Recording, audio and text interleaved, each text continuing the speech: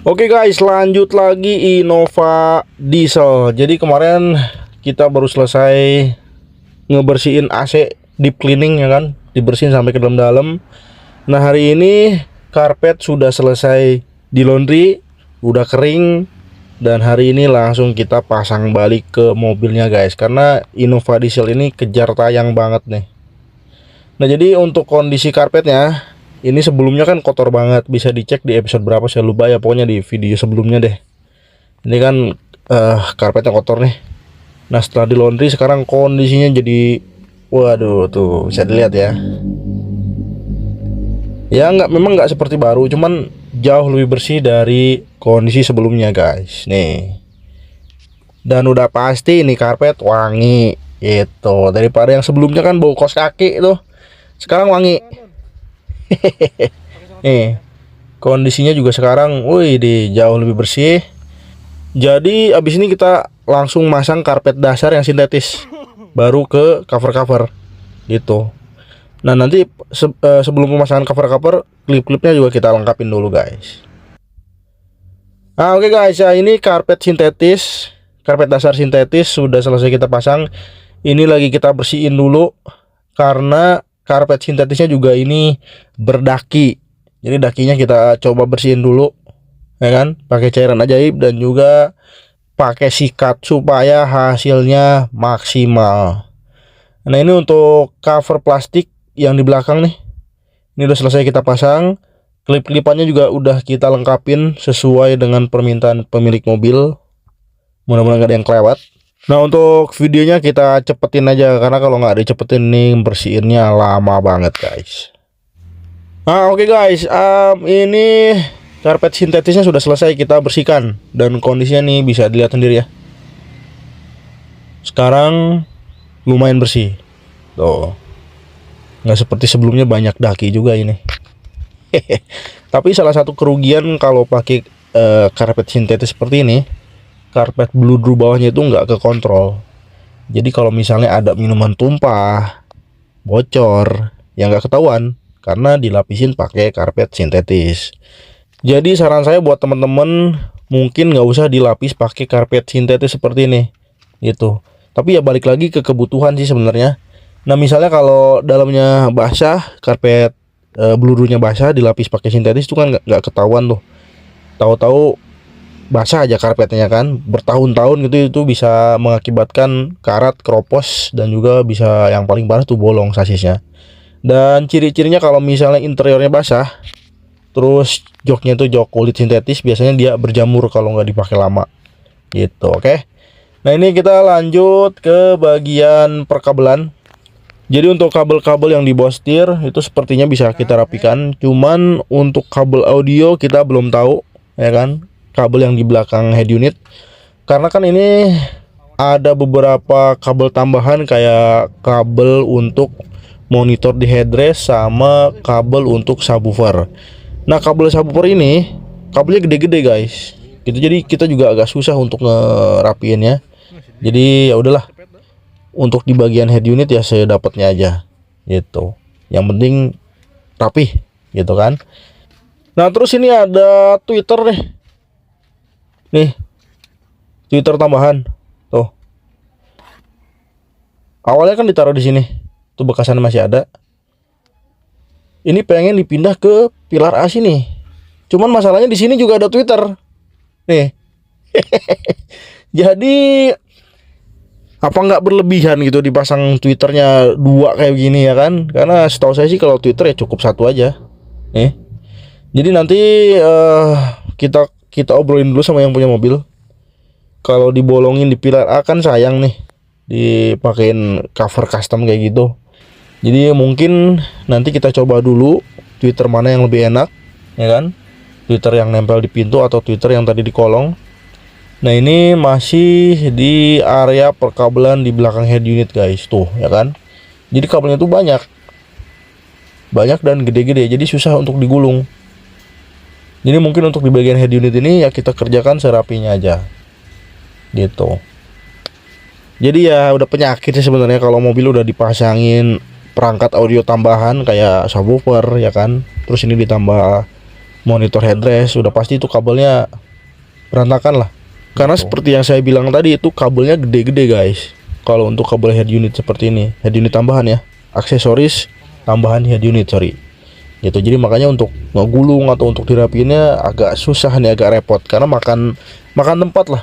Sedangkan di bagian sini nih areanya tuh sempit. Oke guys, lanjut. Ini sekarang saya mau pasang dulu lampu sen LED. Nih, ini bilangnya lampu sen Dajjal. Kenapa Dajjal? Karena nggak tahu deh. Dibilangnya Dajjal karena mungkin ini lampu sennya terang banget, cahayanya padat banget. Jadi untuk lampu sen ini diganti semua, depan belakang, depan 2 piece, belakang juga 2 piece. Terus kemarin ngerapiin kabel-kabel di bagian dashboard ini udah selesai. Panel-panelnya sudah terpasang. Terus ini lagi bersihin dulu plafon guys. Jadi nih plafonnya kita full cleaning. Karena mobil ini 3 baris, otomatis lebih luas. Biayanya pun lebih mahal dari Vios guys. Gitu, oke. Lanjut ke bagian spion nih. Nah, ini kaki spion sama spion bawahnya sekalian. Ini sudah selesai kita coating.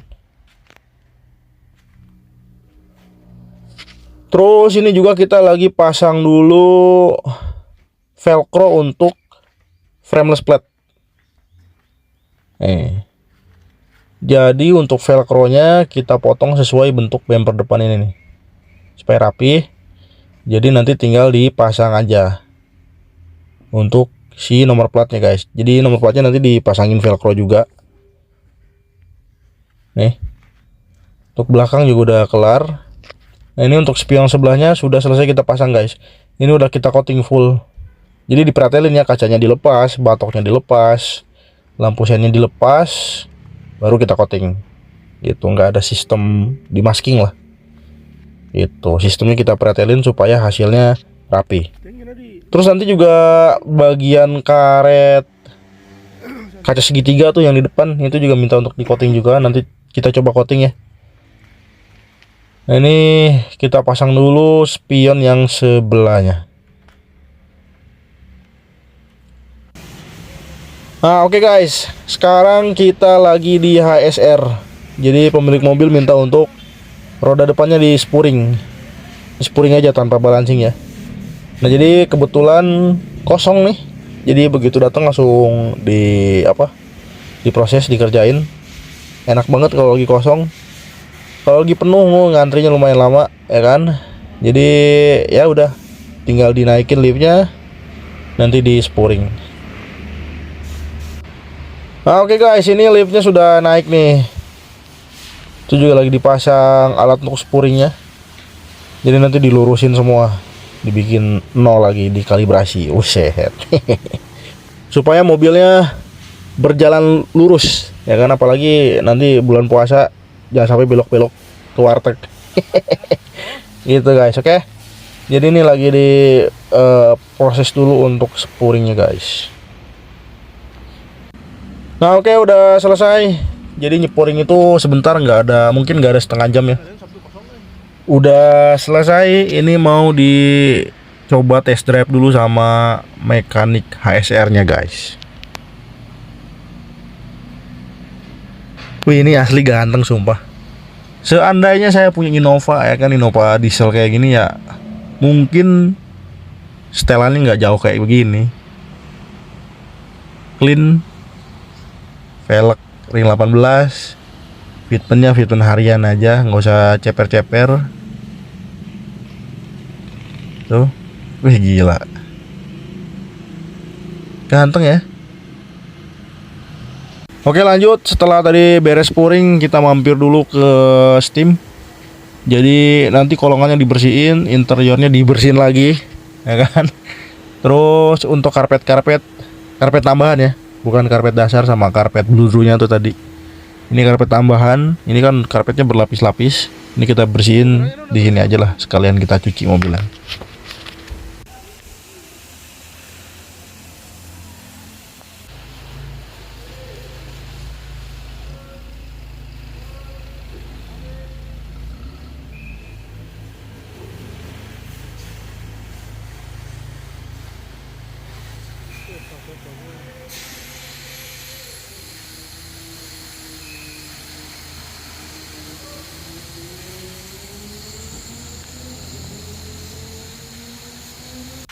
Oke guys, cuci mobil udah selesai. Sekarang kita lanjut moles. Alhamdulillah nih nggak hujan, ya kan? Apa belum aja gitu? Kalau tadi hujan, aduh sayang banget ya, mobilnya dicuci terus turun hujan. Aduh, udah gagal udah. Tumben nih. Kita udah melakukan ritual pemanggil hujan, hujannya belum turun tapi. Oke. Jadi ini kita poles dulu, kita startnya dari belakang. Nih, kita nanti poles full body. Tuh. Jadi untuk moles ini kita jadwalkan hari ini selesai. Nanti molesnya berdua, saya dengan si Odon nih, supaya lebih cepat aja waktunya. Oke. Nah oke guys, lanjut. Ini kita mau ganti dulu saklar sentral power window. Nih kita ganti pakai baru. Ini barangnya aftermarket atau KW, karena yang original kosong stoknya. Ini sudah kita infokan sama pemilik mobil. Nah jadi kendala di mobil ini otomatis kaca turun ya, kaca naik turun di bagian sopir, dia nggak mau hidup, kadang enggak lah gitu.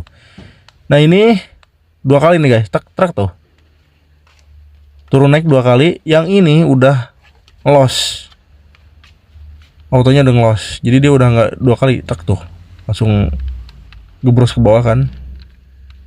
Nah ke atas juga sama. Jadi penyakitnya cuma itu aja gitu. Kalau soal fungsi ini juga masih fungsi yang bawaannya, cuman pemilik mobil ini minta untuk dicek dan diperbaiki. Ya diperbaiki susah, saklar kayak gini kan dibenerin ya harus ada tumbalnya juga satu ya. Daripada ditumbalin mending pasang baru aja. Nah oke, ini udah kita pasang si saklar sentral power window-nya. Ini berfungsi ya, auto naik turunnya tuh. Nah, lagi ya. Oh. Dan ini kebetulan nyala tombolnya warna hijau. Jadi biasanya ada 2 warna hijau sama warna merah. Jadi kita nggak bisa request untuk nyala lampunya warna putih gitu, nggak bisa. Jadi kita sedapatnya dari dari gudang aja gitu. Oke. Yang penting naik turunnya udah, autonya udah jalan, udah oke. Ini udah selesai penggantian saklar pusat power window.